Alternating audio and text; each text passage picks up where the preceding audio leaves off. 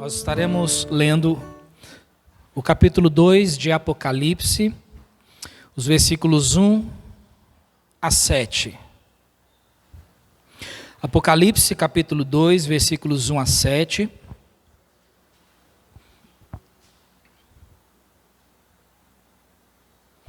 Vou fazer a leitura, você pode acompanhar aí na sua Bíblia. Então diz assim, Apocalipse 2, versículo 1 até o versículo 7, diz: Escreve ao anjo da igreja de Éfeso: Isto diz aquele que tem na sua destra as 7 estrelas, que anda no meio dos 7 castiçais de ouro. Conheço as tuas obras, e o teu trabalho, e a tua paciência, e que não podes sofrer os maus, e pusestes à prova os que dizem ser apóstolos, e o não são, e tu os achaste mentirosos. E sofreste, e tens paciência, e trabalhaste pelo meu nome, e não te cansaste. Tenho, porém, contra ti, que deixaste o teu primeiro amor. Lembra-te, pois, de onde caíste, e arrepende-te, e pratica as primeiras obras. Quando não, brevemente a ti virei, e tirarei do seu lugar o teu castiçal, se não te arrependeres. Tens, porém, isto, que odeias as obras dos nicolaítas, as quais eu também odeio. Quem tem ouvidos, ouça o que o Espírito diz às igrejas. Ao que vencer, dar-lhe-ei a comer da árvore da vida, que está no meio do paraíso de Deus. Que Deus abençoe a leitura da Santa Palavra. E, irmãos, então, é justamente esse imperador que envia João até a ilha de Patmos, e é lá que ele tem essas visões, que ele recebe essas revelações das coisas que haveriam de acontecer, e dentre essas revelações estão as 7 cartas. E algo interessante aqui, que nós encontramos, nós vamos ver algumas coisas aqui importantes, mas quando você lê Atos capítulo 19, você encontra ali essa igreja em Éfeso. Você encontra o início dessa igreja. E quando se fala a respeito da cidade de Éfeso, nós temos que entender que era uma das cidades mais importantes da Ásia Menor. Então, a Ásia Menor era uma região, né, que atualmente faz parte da Turquia. Então, ali era a Ásia Menor. Então, somava aproximadamente 300 mil pessoas nessa região. Então, era uma região bem próspera. Então, você encontra em Atos 19... ali como o evangelho chegou até lá e como ele foi transformando a vida de muitas pessoas. Você encontra lá no relato em Atos capítulo 19 que algumas pessoas começaram a ser libertas de espíritos malignos, pessoas começaram a deixar de praticar magia negra, queimaram seus ídolos, e aí ficou registrado ali também no versículo 20 de Atos 19 que a palavra do Senhor ela crescia e prevalecia. Ela não só crescia, mas ela prevalecia. Então, com o passar do tempo, excelentes servos de Deus trabalharam naquela cidade, como por exemplo Priscila, Áquila, Pedro, Paulo. Excelentes servos de Deus trabalharam lá na cidade de Éfeso. E então isso significa que eles tinham tudo para continuarem servindo ao Senhor fervorosamente. Você encontra ali, nesse texto que nós vimos, Cristo, ele é descrito como aquele, no versículo 1 diz, que ele é descrito como aquele que tem na sua destra as 7 estrelas, e como aquele que anda no meio dos 7 castiçais.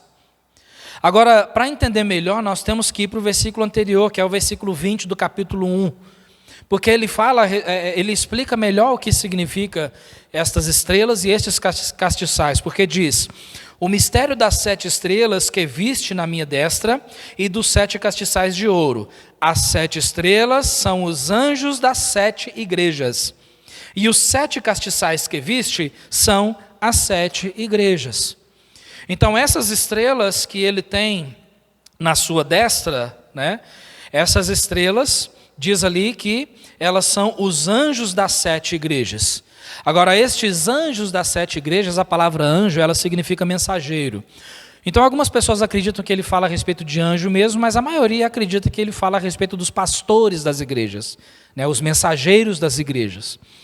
Mas algo aqui muito importante que ele fala é que, além dele ter na sua destra as 7 estrelas, ele diz ali que ele anda no meio dos 7 castiçais de ouro.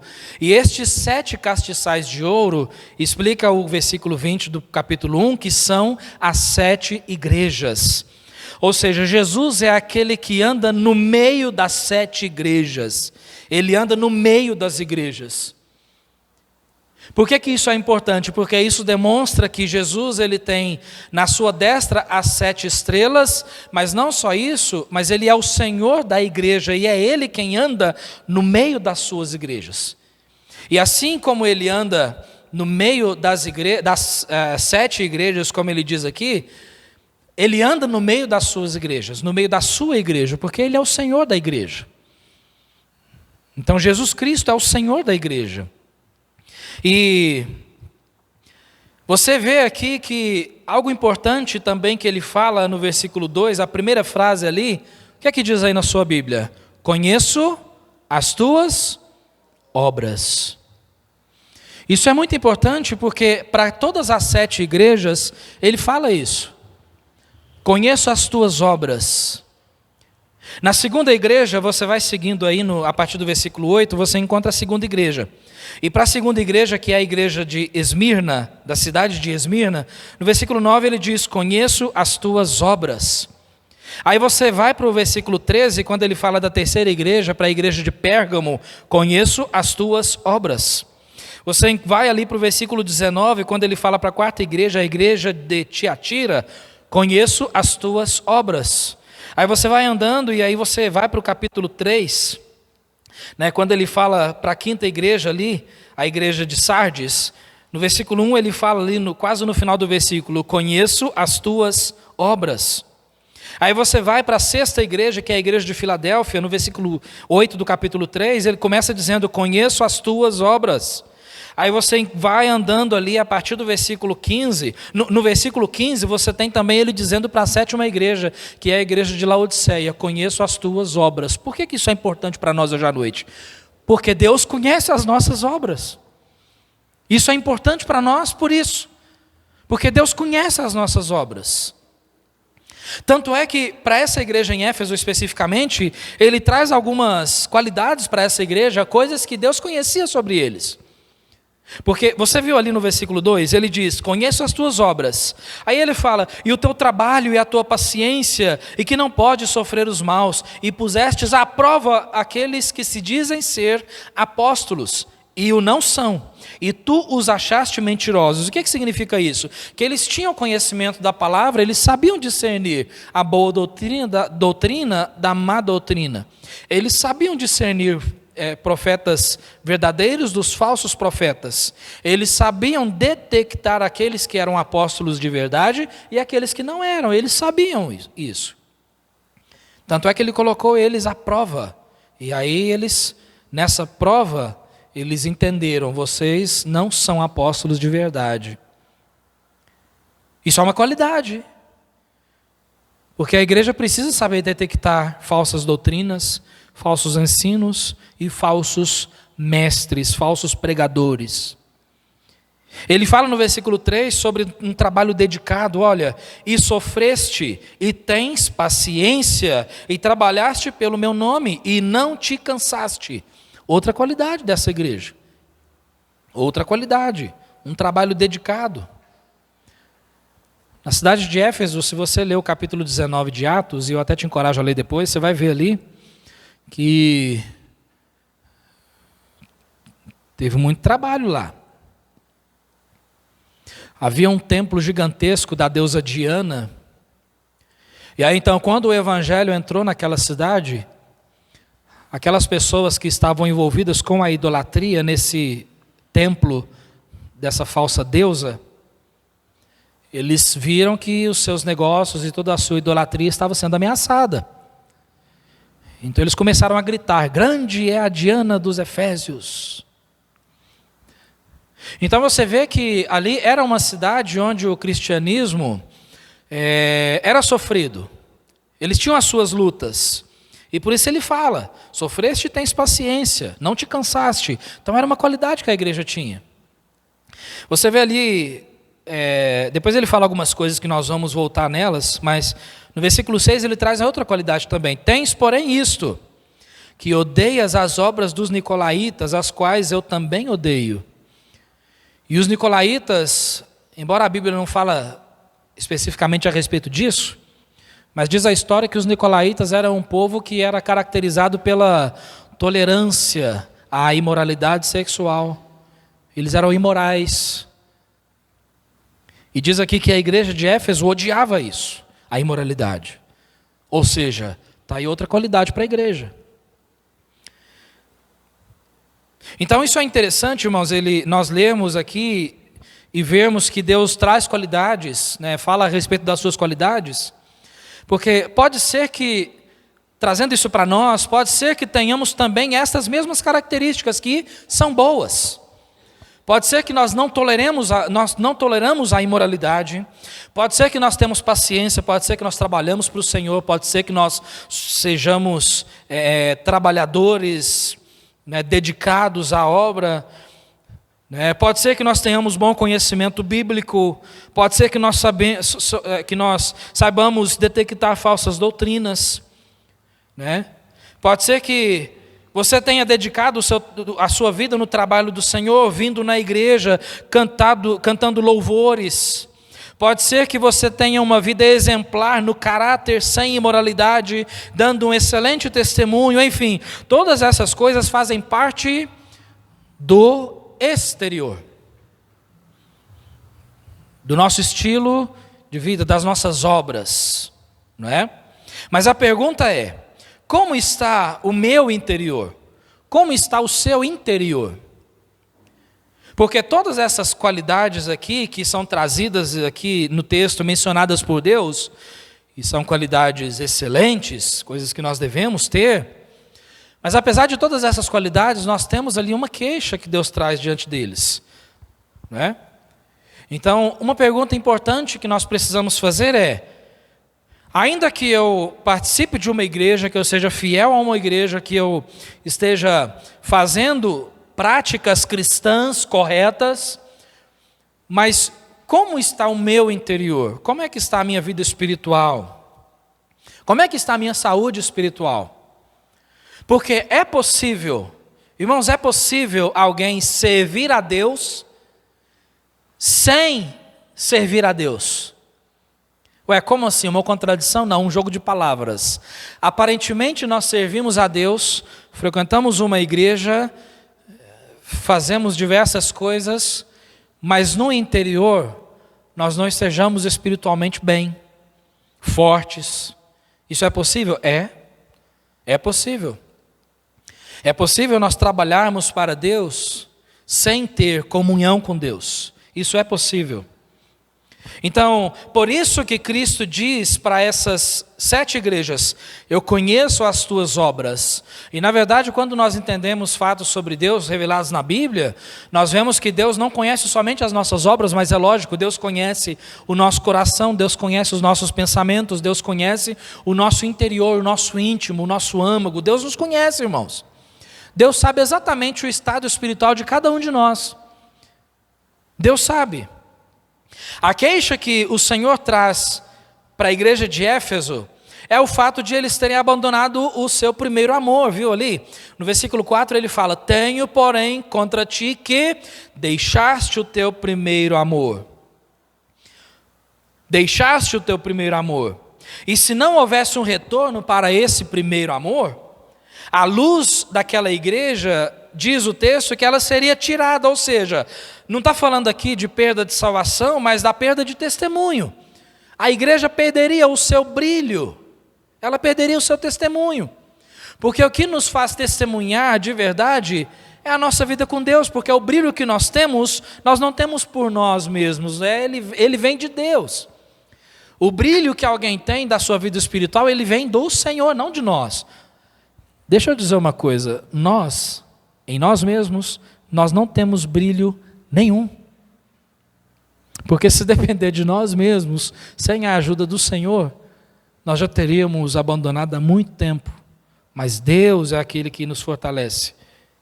Então, ela não seria mais usada para a missão de testemunhar de Cristo, porque não haveria mais brilho. Sem o primeiro amor não haveria testemunho. E isso se aplica perfeitamente para nós. Então, tenho, porém, contra ti, apesar de todas essas qualidades que ele traz, vocês têm paciência, têm trabalhado, têm reconhecido falsas doutrinas, falsos ensinos, falsos pregadores, porém, tenho contra ti que deixaste o teu primeiro amor. E quando a gente medita nesse versículo 4 e procura entender ele de uma forma melhor, quando ele fala sobre o primeiro amor, ele não está mencionando aqui num sentido quantitativo, ou seja, de primeiro, segundo, terceiro e quarto. Ele está falando aqui no sentido de qualitativo, ou seja, de qualidade. Tá? Qualidade. Então, o primeiro amor aqui, a palavra que é usada como primeiro, ela significa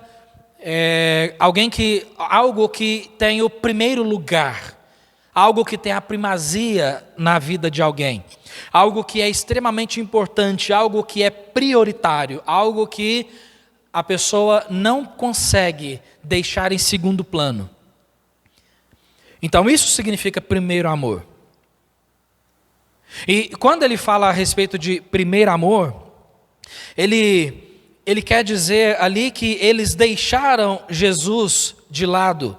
Jesus passou a ser a pessoa, não a prioridade na vida deles, mas outras prioridades começaram a tomar conta.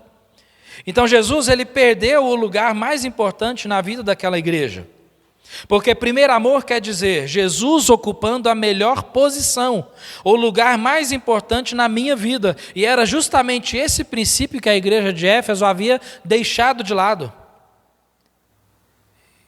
E isso é algo que tem acontecido atualmente com muitos cristãos. Muitos cristãos. Deixaste o teu primeiro amor. E a palavra deixar, essa palavra deixar ali, ela significa mandar embora, deixar ir embora, não guardar mais, partir deixando algo de lado, ou deixar de lado, ou negligenciar. É isso que significa deixar, é negligenciar, é quando alguém para de tomar aquilo como mais importante para a sua vida e deixa aquilo, ele negligencia, ele deixa de lado.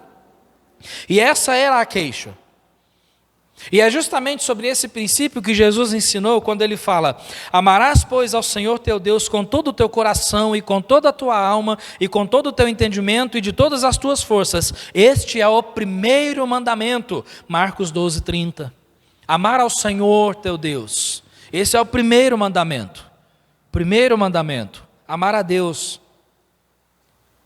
Então é interessante, irmãos, quando nós meditamos nisso, porque aqui, nesse texto que nós lemos, Deus, ele não está reprovando essa igreja por não o amarem mais, mas sim pela ausência de intensidade no amor que ele esperava receber daquela igreja, pela ausência de intensidade.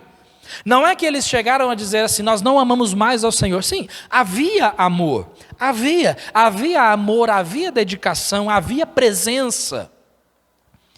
Mas aquele primeiro amor, ou seja, aquele amor mais importante, aquele amor mais intenso, aquele amor mais vívido, aquele amor mais fervoroso, não havia mais. O que sobrou foi aquele amor mais raso, supérfluo. Essa é a queixa. Deixaste o teu primeiro amor, o teu primeiro amor. Então o Senhor, por isso, ele dá aqui certas instruções para eles. E essas instruções aqui, irmãos, são as mesmas instruções que nós devemos aplicar para nós. Se nós, de repente, houvermos deixado esse primeiro amor. Novamente eu digo, não está aqui, essa igreja não está sendo acusada de não amar ao Senhor mais. Da mesma forma que nós não somos acusados de não amar ao Senhor mais. A questão é, qual é a intensidade do nosso amor? Qual lugar Deus ocupa no amor que nós temos pelas coisas? Qual é o lugar que Ele ocupa? Então aqui, as mesmas instruções que são dadas aqui, também nós aplicamos para nós, porque no versículo 5 diz: lembra-te, pois, de onde caíste, e arrepende-te, e pratica as primeiras obras, quando não, brevemente a te virei, e tirarei do seu lugar o teu castiçal, se não te arrependeres. Ele traz aqui, irmãos, 3 coisas importantíssimas: lembra-te, arrepende-te, e pratica as primeiras obras. Essa é a instrução que ele dá para essa igreja. Lembra-te, arrepende-te e pratica as primeiras obras. Então isso significa que Deus, pela sua infinita bondade, Ele está dando oportunidade para essa igreja, aqui é uma oportunidade para essa igreja retornar ao primeiro amor. E é a mesma oportunidade que nós temos, porque enquanto há vida, há esperança. Se você está vivo, eu estou vivo, nós temos esperança de retornar para esse primeiro amor. E antes que nós digamos assim, né, puxa vida, não, mas eu amo o Senhor. Irmãos, a pergunta que nós temos que fazer é: qual é a intensidade do nosso amor? Porque eu sei, nós amamos ao Senhor, eu amo o Senhor. E eu sei que você ama o Senhor também. Ele é o nosso Salvador. Mas a pergunta que nós temos que fazer não é essa: será que eu amo a Deus? Será que eu amo Cristo? Não, a pergunta que nós fazemos é: o quanto eu amo a Ele? E aí, esse amor não intenso por Jesus, ele é evidenciado nas nossas obras, porque é muito fácil quando alguém usa uma camiseta dizendo assim: sou de Jesus, eu amo a Deus. É muito fácil quando nós dizemos com os nossos lábios: eu amo o Senhor, Jesus é tudo para mim. Mas quando muitas vezes chega um momento em que nós temos que tomar uma decisão entre buscar a Deus e buscar outras coisas, servir a Deus e servir outras coisas, ganhar mais de Cristo e ganhar outras coisas, aí é que nós colocamos em xeque a nossa prioridade para saber o que realmente é mais importante para nós. Aí nós temos N oportunidades aí onde é feito esse paralelo aí. Deus e outras coisas. Aí nós temos várias coisas: Deus e o lazer, Deus e família, Deus e dinheiro, Deus e bens, Deus e tantas outras coisas na nossa vida. E aí quando nós paramos e pensamos sobre isso, nós detectamos, porque o Espírito Santo faz isso. Quando nós nos perguntamos: Deus é realmente o primeiro na minha vida? Então a resposta é simples: olha para as suas práticas. Eu devo olhar para as minhas práticas. O que eu tenho feito? E aí é muito possível, irmãos, que nós cheguemos ao entendimento, porque é isso que o Espírito Santo faz. É muito possível que Ele mostre para nós que, se formos realmente sinceros, na maioria das vezes Deus não ocupa realmente o primeiro lugar nas nossas vidas. Porque muitas vezes nós deixamos Deus de lado por outras coisas. Então ele fala a primeira coisa aqui: lembra-te, pois, de onde caíste. Lembra-te de onde caíste. Eu tenho certeza, queridos, que já houve um momento na sua e na minha vida, eu sei de mim, e eu imagino que você também, já houve um momento na sua vida que você tinha mais fervor. Eu acredito que já houve um momento na sua vida, se você é um salvo por Cristo de verdade, eu acredito que já houve um momento na sua vida que você tinha mais fervor na oração, na leitura bíblica. Já houve momentos que você era mais dedicado. E ele diz aqui: lembra-te de onde caíste. Já houve um tempo no meu passado, em que nós tínhamos mais ânimo espiritual, dedicação e trabalho no reino de Deus. Havia mais tempo de oração, mais tempo na palavra, mais sensibilidade espiritual, mais humildade na nossa vida para reconhecermos os nossos pecados, reconhecermos os nossos erros. Mais práticas cristãs, como ajudar o próximo, ajudar um irmão, dar um apoio para aquele irmão necessitado, não só física, mas espiritualmente.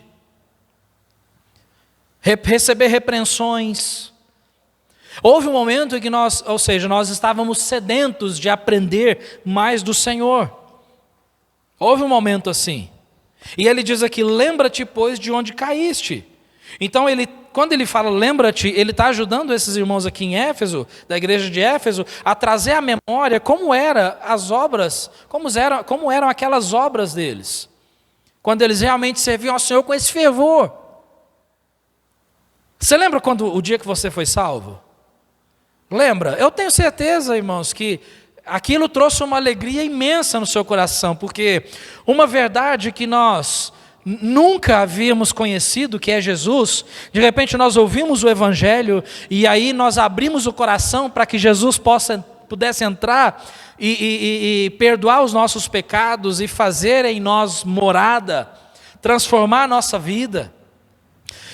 Dá vontade de sair gritando para todo mundo.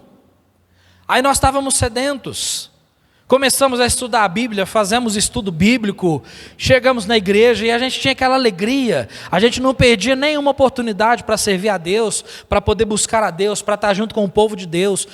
Tinha oportunidade de a gente estar junto e estamos lá, e quero mais, eu quero mais, eu quero mais. Para onde foi parar esse fervor? Onde foi parar esse fervor? Quando nós olhamos ao nosso redor, pessoas arrastando a perna para participar do culto, pessoas arrastando a perna para poder evangelizar, pessoas arrastando a perna para poder ler a Bíblia, pessoas arrastando a perna para poder ter um tempo de oração. Muitas vezes passamos o dia todo e nós sequer nos lembramos de colocar diante de Deus os nossos agradecimentos.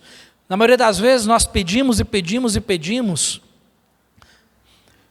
Antes a gente tinha aquela sede de participar de vigília, de oração, e mesmo que não tinha uma vigília ou alguma coisa assim, nós dedicávamos tempo, a gente fechava a porta do nosso quarto, chegava lá, ajoelhava na beira da cama e tinha aquele tempo de oração íntima com Jesus, sem aquela formalidade, né? Não, era intimidade, a gente tinha aquele prazer, abrir a palavra de Deus esperando e recebendo coisas de Deus, esperando receber algo de Deus, mas parece que para muitas pessoas hoje, tudo aquilo foi deixado de lado. Por quê? Porque perdemos o primeiro amor, aquele primeiro amor lá.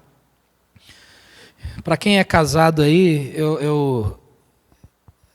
para nós entendermos um pouco sobre isso, é quando você encontrou a sua cara metade. Quando você encontrou aquela pessoa que você ama, né? Lá, para você que é casado, você encontrou aquela pessoa que você ama, o que a gente faz? O que a gente fez? Assim que a gente encontra aquela pessoa, né, ou Deus trouxe aquela pessoa para nós, e aí vem aquele, né, cada dia mais a gente vai crescendo naquele relacionamento com aquela pessoa, até chegar a dizer assim, puxa vida, eu amo verdadeiramente essa pessoa. Aí sabe qual que é a nossa vontade? É sair contando para todo mundo. A gente conta, posta, né, tudo aquilo que é importante para nós, a gente quer, todo mundo fica sabendo. Mas hoje, parece que as pessoas guardam, né? Não, eu tenho Jesus, mas é só para mim. Por quê? Porque aquele primeiro amor não tem mais e nós precisamos voltar. E ele diz aqui, lembra-te de onde caíste. Nós precisamos lembrar de onde caímos para podermos nos levantar, sacudir a poeira, limpar os ferimentos e começar de novo. Hoje é uma nova oportunidade, porque enquanto há vida, há esperança. Você está vivo, eu estou vivo? Sim. Então existe esperança de o Senhor Jesus voltar a ser o primeiro na nossa vida. Existe esperança de nós voltarmos a ter aquele fervor espiritual, né, aquele amor intenso por Jesus, aquela busca intensa por Ele, porque quando alguém tem algo importante na sua vida, ele vai buscar aquilo. Ele vai buscar aquilo. Por isso que não é tão difícil você detectar o que é importante na vida de alguém, nem na sua própria vida. Em que nós gastamos mais tempo, mais recursos? Em que eu gasto mais o meu dinheiro, o meu tempo, as minhas horas, os meus afazeres? Em que eu me dedico mais? Então, quando nós pensamos nisso, em que eu me dedico mais? Aí nós detectamos, aquilo é mais importante para nós, porque nós nos dedicamos mais àquilo. Quando o celular é mais importante para alguém, ele se dedica naquilo. Quando os bens é mais importante para alguém, ele se dedica naquilo. Quando o carro é mais importante para alguém, o que ele fica fazendo o dia todo? Vai encerar, limpar. Aí vem um cisquinho ali, alguma coisa que quer. Opa! Deixa o carro brilhando. Por quê? Porque aquilo é mais importante. A casa, né? Conheço pessoas que se dedicam tanto para limpar a casa que, né, fica louco quando vê uma sujeirinha. Por quê? Porque aquilo é mais importante. Aquilo é importante na vida da pessoa. Então, quando nós nos dedicamos a alguma coisa, aquilo é importante.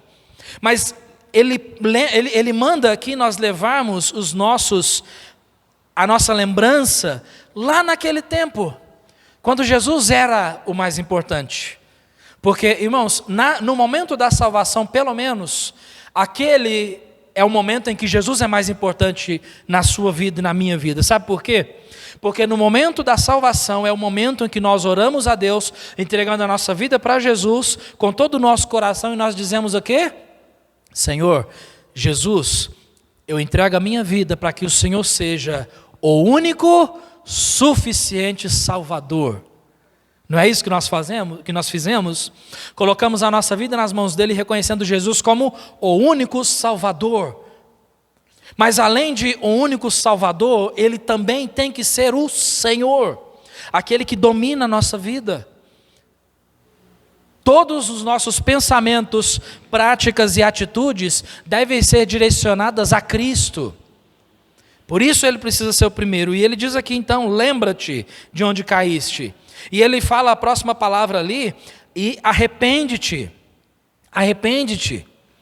Então, quando nós lembramos daquele fervor que nós tínhamos, e do fervor que nos falta hoje, daquela alegria que nos falta hoje,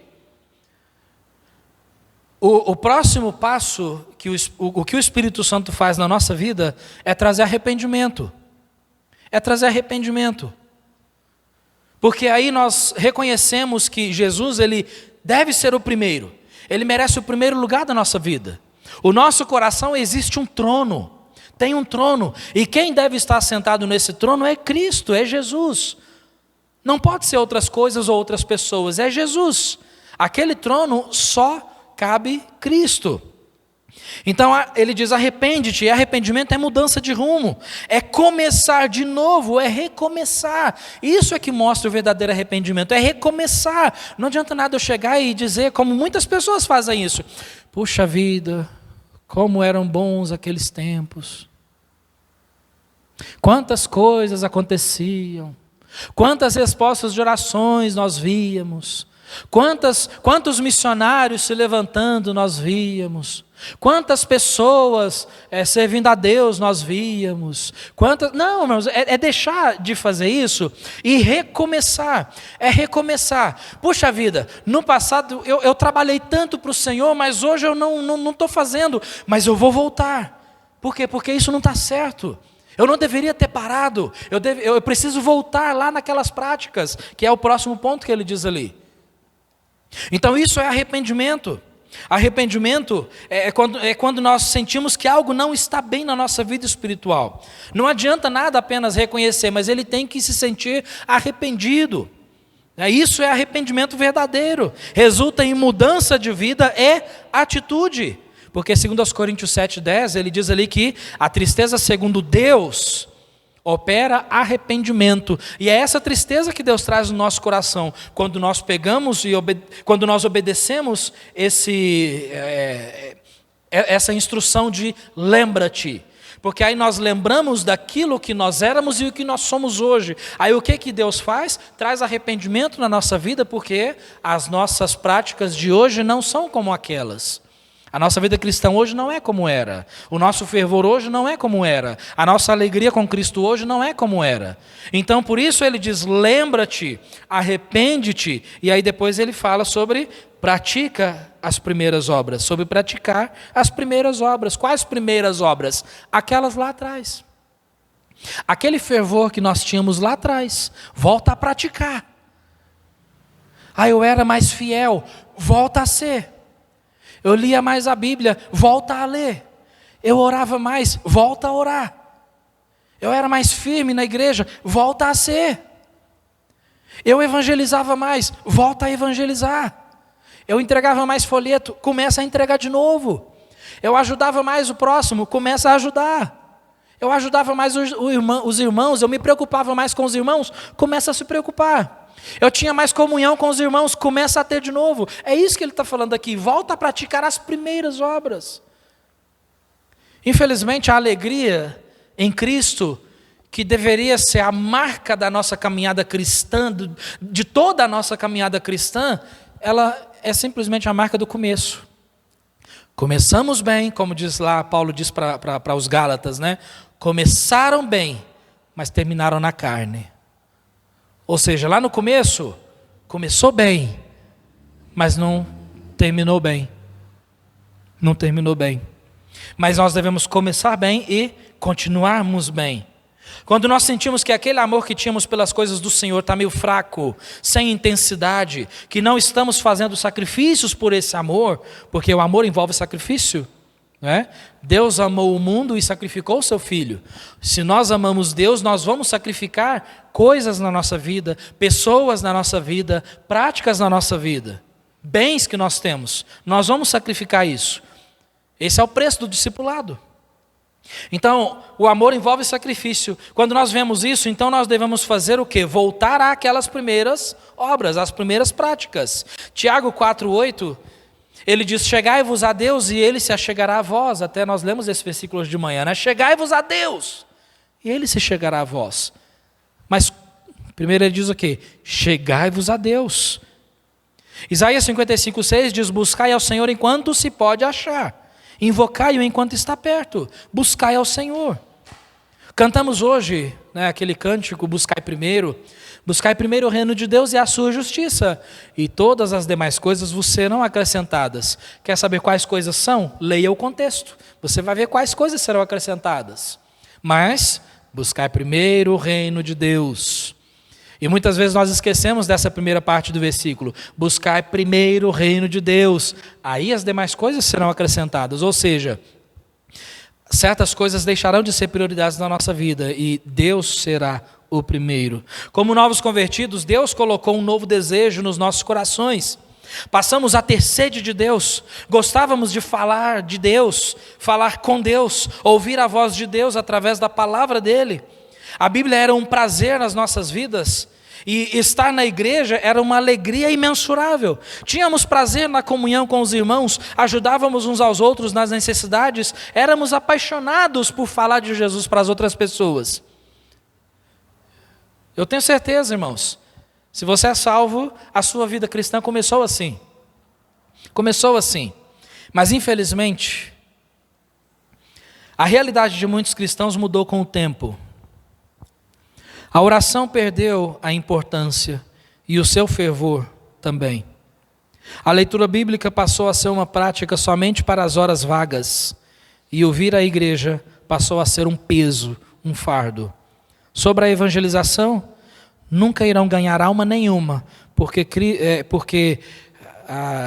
nunca irão ganhar alma nenhuma para Cristo, porque não falam de Jesus, mesmo sabendo que almas preciosas estão morrendo e indo para o inferno sem Cristo. Afinal, as muitas tarefas diárias, o sossego e o descanso passaram a tomar o principal lugar, passaram a ser o primeiro amor.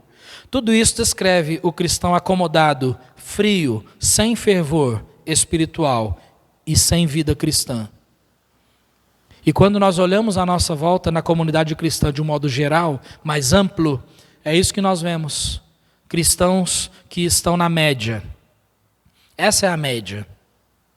Cristãos com uma vida rasa.